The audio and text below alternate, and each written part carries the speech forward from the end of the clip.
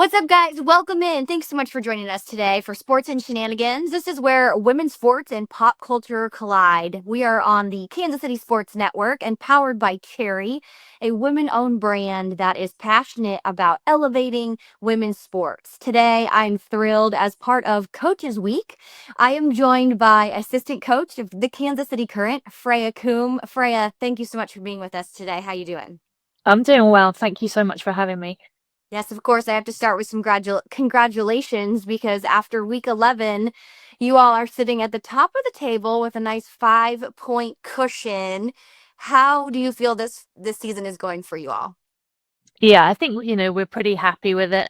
Obviously, with the NWSL season, anything can happen at any given time. But I think the things that we're most proud of is the progress of the group, the progress of the players, and how, as a group, we're responding each week to the different challenges that, we're put up and face. So, it's a great time, a thoroughly enjoyable environment to work in. And, it's a week by week situation.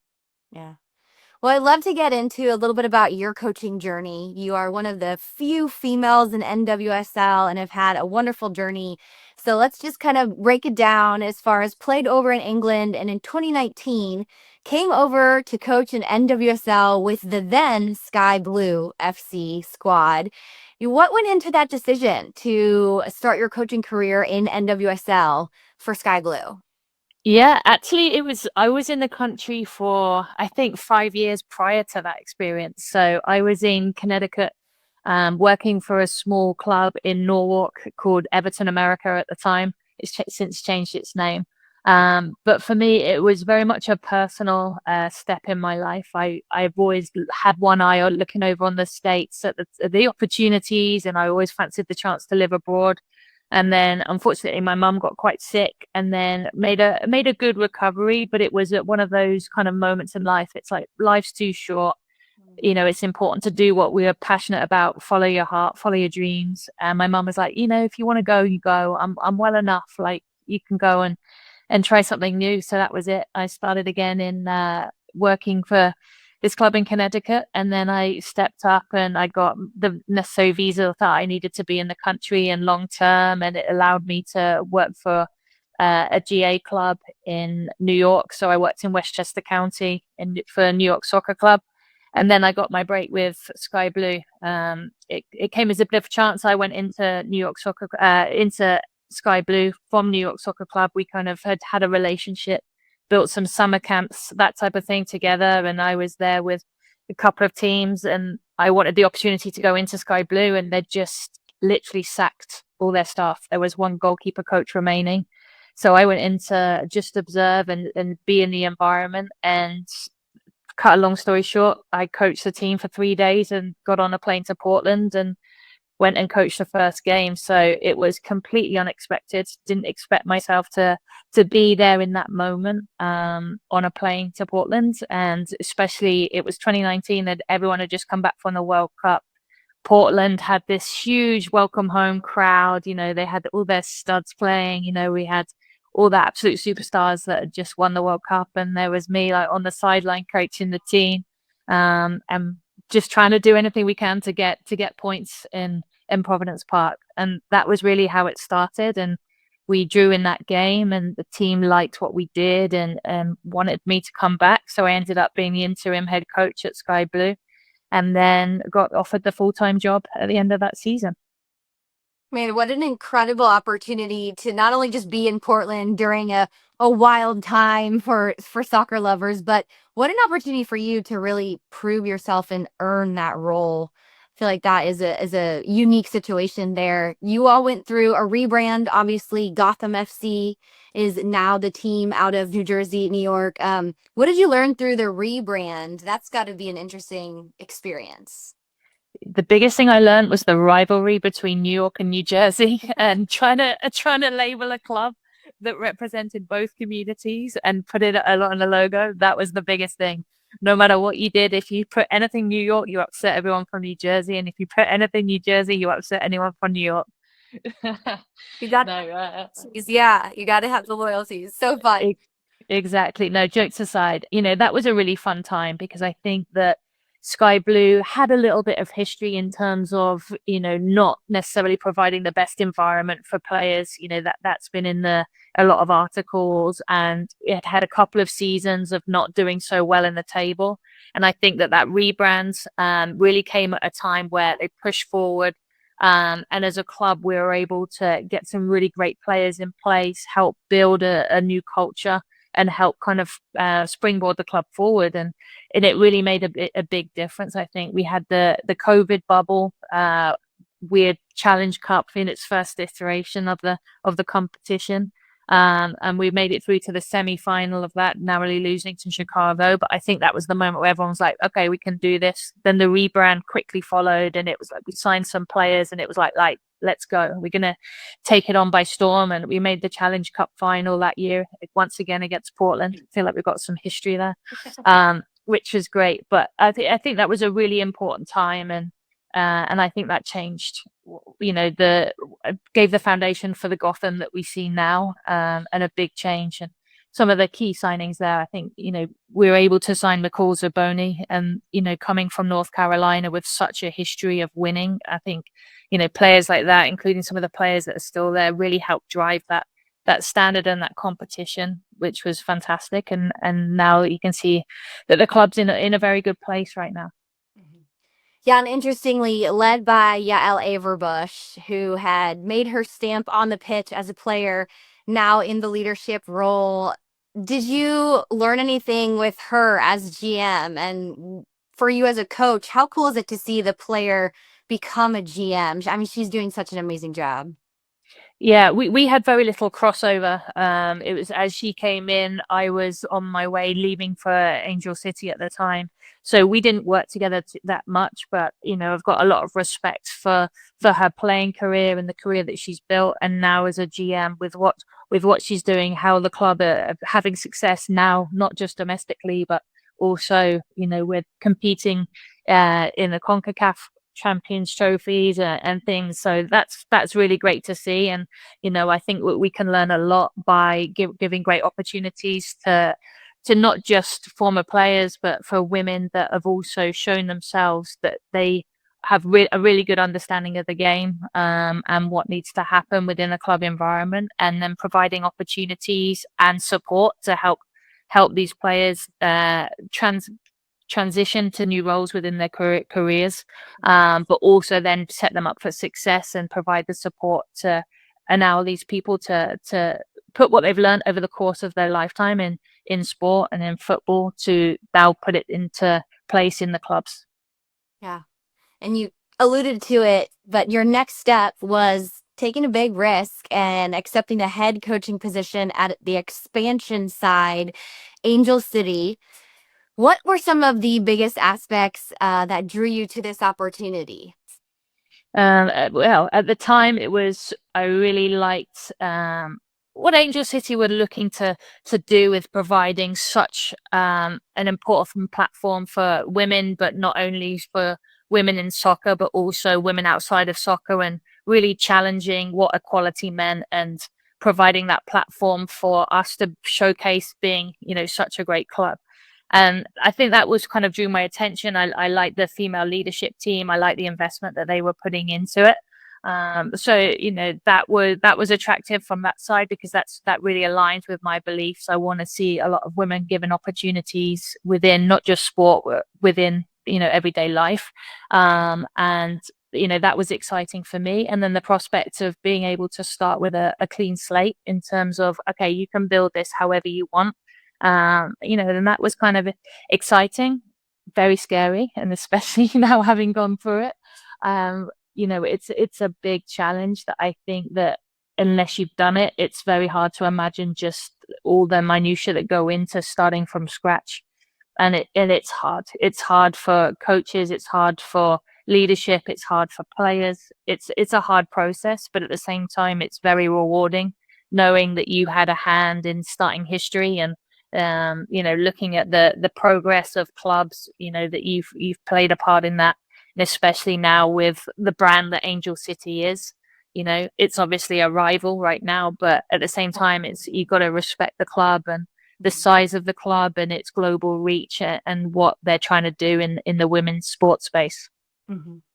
Well, I also think it's incredibly respectable, and admirable for a coach like yourself to take that risk and to accept that position where you just said it's very difficult to start something so great. And obviously, you did that. What were some of the learning moments in regard to how did you have to evolve as a coach to now owning that head coach position? Yeah, I think going into a role like that, I think it's a combination between you need to be completely organized going into it. So there's a lot of preparation that needs to go in and whether it's on the field to principles and style of play and how you want to play. But at the same time, there's a lot of organization. What do we stand for as a group? What kind of people do we want to recruit into roles? Because let's face it, you don't have anyone that's been there a while saying, oh, we do it this way here. Every single process has to start from scratch. So that's a great thing to have, but at the same time, you've got to be so flexible. So it's almost at different ends of the scale. You've got to be so prepared and organized with the minutiae of detail, but you've got to be completely flexible because you can try something and you go, you know what, we thought this was going to work and it's not working with this group, or it's not the right thing for this group. We got to change it. So it's finding that constant balance between, okay, are we really organized and prepared as much as we can be, to okay, that plan's out the window because this has just come up and now we need to pivot and we need to do this. So I think there was many occasions when that came up, and there's so much I've learned from the process, particularly around processes, the importance of process when everything's and everybody is new. If you can have organized processes, then no matter where people have come from, it's like, okay, this is what we're going to do in this moment. And that was the real learning moment for me, I think. But it's also down to just a bit of luck at times. We had a lot of players come in and, we'd gone through preseason and it's like, right, this is going to be our back four. And then we came to the first game of the season and everything was different because of the injuries that we had to our players across the back line. So it was just like, okay, we've done all this preparation, and then it's like Paige Nielsen's out, Sarah Gordon's out, and then it's like, okay, we're changing everything. So there's lots of nuance to it, but I think the biggest thing is process, and that solves so much. It's unbelievable what the game can teach us, right? And those experiences are incredible. Well, we're gonna step aside and take a quick break. We are speaking with assistant coach of Kansas City Current, Freya Coombe, right here on Sports and Shenanigans. Stay with us, guys. We'll be right back. Looking for tickets for your next event? Tickets for Less is your #1 source. Save big on every purchase when you use promo code KCSN at ticketsforless.com. Success in real estate takes more than vision. It takes the right financial partner. When someone takes something rundown and turns it into something great, that's called a comeback story, like Brain Group. They take distressed properties here in KC, completely rework them, and then turn them into valuable real estate. But that kind of work needs the right bank behind it. Enter Emprise Bank.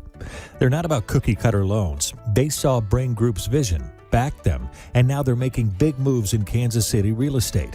Talk about your partner in possible. Emprise doesn't do one-size-fits-all financing. They invest in potential and back growth. Visit emprisebank.com/KC to learn more. Emprise Bank, member FDIC, equal housing lender. Folks, it's playoff time, and if you're still just watching the games, then you're missing out. With Pick 6 from DraftKings, you can turn your hoops knowledge into real cash. Just make your picks, track your score, and if you hit all 6, you're looking at bigger payouts than Prize Picks flex plays. Nobody's dropping better payouts than Pick 6. Hit 6 picks, and that's 25 times your cash. And if you beat your competition, you could be looking at a 500 times bag in your pocket. And right now, new customers can get $50 in bonus picks with just a $5 entry. Here's what you got to do. The playoffs are on, so why not take a shot at making a little money while you're watching? Download the DraftKings Pick 6 app right now and use code KCSN. That's code KCSN to play $5 and get $50 in bonus picks. Better payouts, bigger wins, only on Pick 6 from DraftKings. The crown is yours. Gambling problem? Call 1-800-GAMBLER. Help is available for problem gambling. Call 888-789-7777 or visit ccpg.org in Connecticut. Must be 18 plus. Age and eligibility restrictions vary by jurisdictions. Pick 6 not available everywhere, including New York and Ontario. Void where prohibited, 1 per new customer. Bonus awarded as non-withdrawable Pick 6 bonus picks that expire in 14 days. Limited time offer. Terms at pick6.draftkings.com/promos. Welcome back in. Sports and Shenanigans continues. If you're on YouTube hanging out with us, or maybe you're listening on a podcast, thanks for being here. We certainly appreciate it. If you're liking what you're hearing, tell a friend about it. We'd love to have them listen as well. Of course, I'm Jillian Carroll, and I am joined with Freya Coombe, assistant coach of Kansas City Current. And Freya, your track record and journey through coaching has been incredible. We were just kind of chatting during the break, just the immense amount of growth that you've allowed the game to impose on you, and it's admirable. After taking the Angel City job, the expansion side, and leaving about halfway through, you found your way into a broadcasting role, and I'm curious like how that kept your love for the game and how that kept you feeling connected to the game at that time. Yeah, I'll be completely honest, it helped so much because obviously, being fired from Angel City and leaving in the middle of the season, there's an element of, feeling like I wanted to do more. Could I have done more? How could I have helped the team more? How could we have been better? All that kind of thing. And then, to have the opportunity to go to Australia and there's no talk about the league. It's just a complete focus on the World Cup. You've got all these amazing players. And then you've got the way that Sydney and the city embraced the World Cup. And I was very fortunate to go to a ton of games there. And it was just like, okay, yes, I may not have had the greatest experience in the NWSL that season, but at the same time, it's so much bigger. And the world stage is so much bigger than just the NWSL. As much as I love the NWSL, it was like, okay, we're going, and no one's talking about the fact that I was fired and there's no tweets or anything. It's just like, okay, let's go. And just met so many amazing people and had a great opportunity to mix with former players, commentators, broadcasters, and just see just the energy that was in Sydney, and especially because the Matildas were doing so well. And obviously England were doing so well. So that was great. And it was just a fantastic experience to see the global game and not just like my tiny little view of the NWSL. So, that was a really great experience for me. And I came back sort of rejuvenated and refreshed from going there. And then obviously snuck in and had a couple of little commentary gigs for the NWSL, which was fun, before getting back in with Kansas City Current. It's so cool to hear that the game can bring so much joy, and when you can see it on the global stage, it ignites that passion, right? Which is so cool. I'm curious as to how you did end up as your next step was here in Kansas City. And I'm curious to how that played out, because you just mentioned coming off of a tough situation, exiting NWSL. We actually got to see Vlatko Andonovski handle a very tough situation in a very noble way as he resigned from the U.S. Women's National Team, landed in Kansas City. It seems as if, at the time, KC Current was coming off a pretty tough season. I think they were maybe 11 of 12 teams at the time at the end of the season. And it seems like Kansas City may have been a place to get everybody together and get back on the same page. Is that kind of how you see it? I just saw such a great opportunity, if I'm honest. I had the opportunity to work with Vlatko, and, he's a coach I have so much respect for. When our paths crossed within the league, when we coached against each other before he took the national team job, really loved the work he did in Seattle. And I remember in 2019, just the amount of injuries he had, and just how he was able to work with the squad, still qualify for playoffs. Like, he was coach of the year, and it was such a great coach and a person that I have a lot of respect for as well. And then to combine that with the club, the players, the way the club was just growing in the community with regard to the stadium, the training facility, This was a place where the physical environment was so impressive too. So I was like, the physical environment is great because that can make or break, a club culture. It's like, we have a great physical environment. We have an amazing head coach. We have all these great people that are the top of their game that have come in as to be part of Vlatko's staff. And it's like, yeah, I'd like to be part of that. So I'm glad that, my agent could work his magic, and, we spoke, and it very much suited Vlatko's needs, and it suited my needs. So it was perfect. Oh, well, I had a chance to chat with Vladko and ask him exactly what you do bring and how much you impact his staff. And he simply said just having like-minded coaches with head coaching mentality and experience on my right and my left are such a blessing to me. Freya's superpowers are that her knowledge of the game, understanding of the game, but also the ability to relate to players. She understands how and when to approach players and really impact them. So it feels like he's just as blessed that you're on his staff, that you feel grateful. But I am curious as to, you had this role as head coach and you came in, how did that go in regard to your approach to the situation? Were you wanting to get back into a head coaching role, or was this where you wanted to be? No, it's like, for me, I'd had two head coaching roles within the NWSL, both with, Gotham and then with Angel City. But as I talked about earlier, my journey into Gotham was literally like off a cliff right into the very big part of like this growing league, and there's just so much investment, and the growth of the league has been terrific. It's been so fast, and that was kind of like a bit of a scramble in terms of how we're gonna continue to match my experience with the growth of the league. And then going into Angel City, it was from a head coach where I hadn't been assistant coach in the league before, from Gotham into another head coach role. And again, the league has grown so much, even since the days of Sky Blue. Then it's gone Gotham, then it's Angel City, and it's grown even more in the investment and everything. And it was just a big rush, and my own personal coaching trajectory had kind of just gone like this with the league, and there's been no time to just like reflect or just take stock of things and really kind of evaluate and reflect, and like, how can I change things, how can I be better?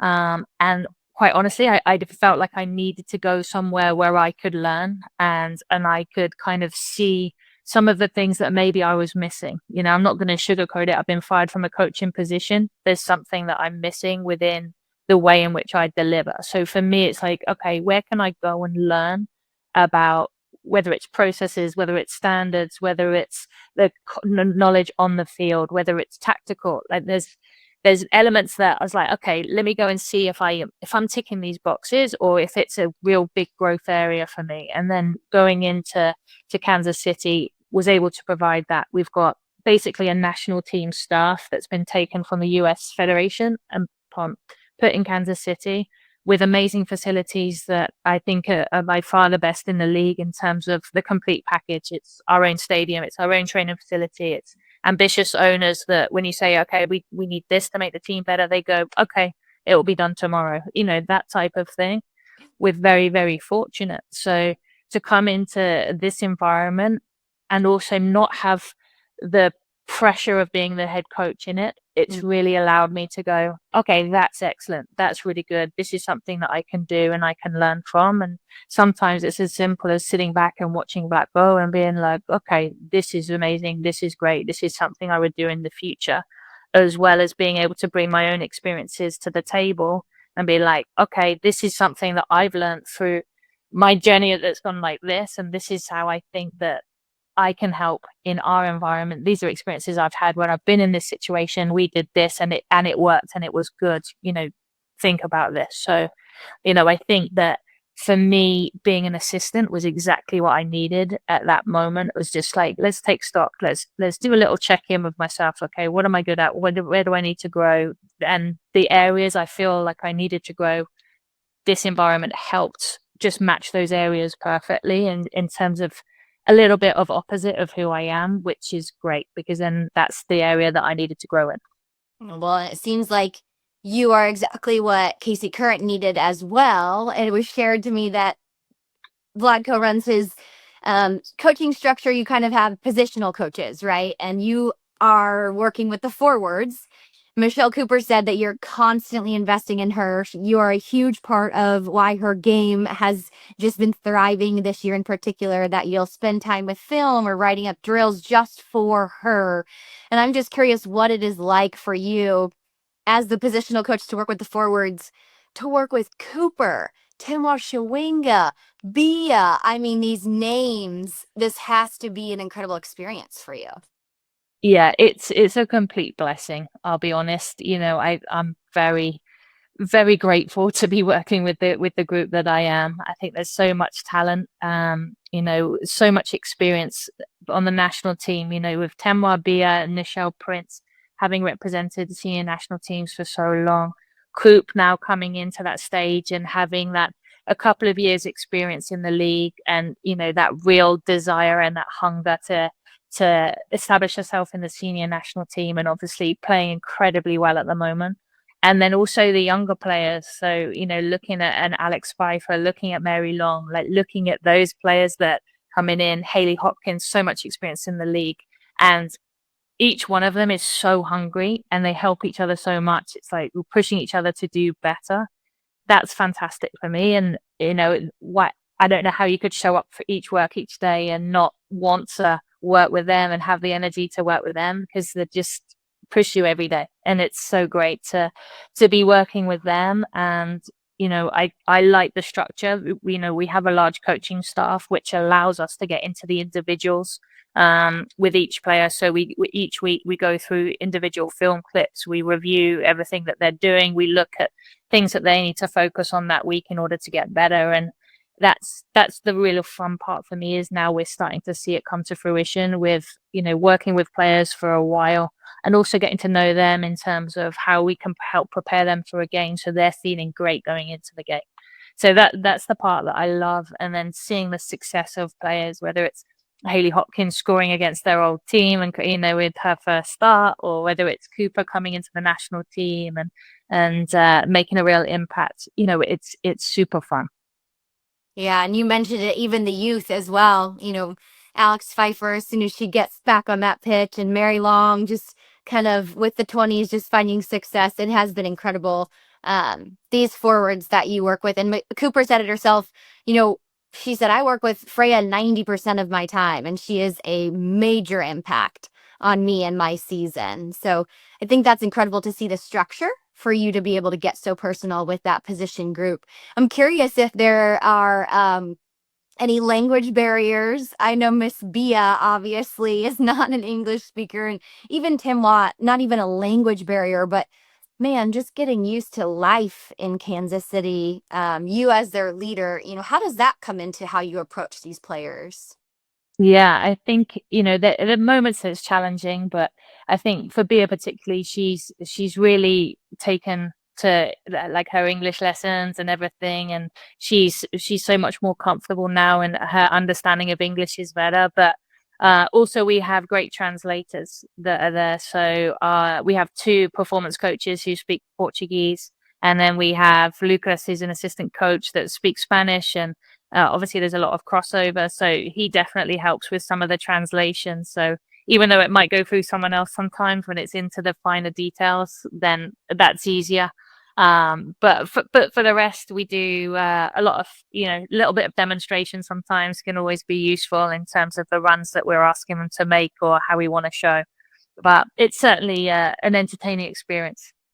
Yeah, and just another one before I let you go, because I know I'm taking a lot of your time. I appreciate it. I would just love to hear your take on the importance of having female coaches in NWSL. We do see two head coaches at the moment, but a handful of women in the assistant coach position or even on technical staffs. How important is that for you to continue to grow that? Yeah, I think it's massively important. I think we've got a number of coaches now that have either done their pro license in the US or are certainly, on the course this year, looking to finish it. And there's such an incredible amount of talent. I think it's about giving coaches a chance. We've seen it a couple of times now with some male assistant coaches, come up and either get interim head coach jobs or become a head coach themselves within the league. And I think it's really important that we continue to develop the female coaches and then give them a chance. And that means investing in some of the coaches. We want to build structures around the coaches to enable them to have success. I think it's about staffing the club properly. So, and that's the same for men and women. We want to make sure that there's a good structure, there's a good staff. We've invested in staff so that the coaches can really focus on, what it takes to get the teams to be successful on the field, and the management of the staff, without, being called in every different direction to deal with a number of factors. So I think that has to continue. But what's great is the number of coaches within the league that have either completed the pro license or are going through it, and for them to continue to have that chance to go. And then now it's about, okay, we've got all the qualifications, we've had several years of experience in the league. Now let's someone give the chance, make sure that we give that opportunity to some of the coaches that are waiting in the wings. Yeah. And as we wrap up, Kansas City does come back to CPKC Stadium this weekend. I have to get your take on the game day experience at CPKC Stadium for you and Kansas City Current. What is that like when you come out for warm-ups, they go nuts right away? Yeah. What's that like for you? Yeah, it's incredible. The way the crowd gets behind the team, they're really vocal. The support, not just in the stadium, but outside the stadium on game day. You get it downtown too. Everyone's wearing their current gear. Everyone's wearing their teal t-shirts. But in the stadium, the noise, the volume, and it's intimate. Despite one end being open, it's very intimate, and you can feel everything that goes on. And I think it's a big part of why we've been so successful at home is the support of the crowd. And every time that train horn goes off, there's a sense of like, okay, we've scored. And even though I live near Union Station, when the train horn goes off, I'm like, yeah, we've scored. And it's like, oh, no, you're just dreaming. But it makes it a very special place, and I'm very, very happy to be a part of it. Yeah. Well, I could keep going, but I will let you go. I know it's a game weekend. I'm very grateful for your time, Freya, for the example that you're setting for not only boys and girls, but just other women, other female coaches. Just really, really grateful for all that you're doing for Kansas City, and thanks for joining us today. Thank you so much. Okay, see you later. Appreciate it. All right, guys, that was Freya Coombe with Kansas City Current. Catch her on the sidelines this weekend as they hopefully keep that first place spot. This was Sports and Shenanigans with Jillian Carroll. Watch us, tune in, chime in, all the things, rate the show, and catch us more next week. Thanks so much.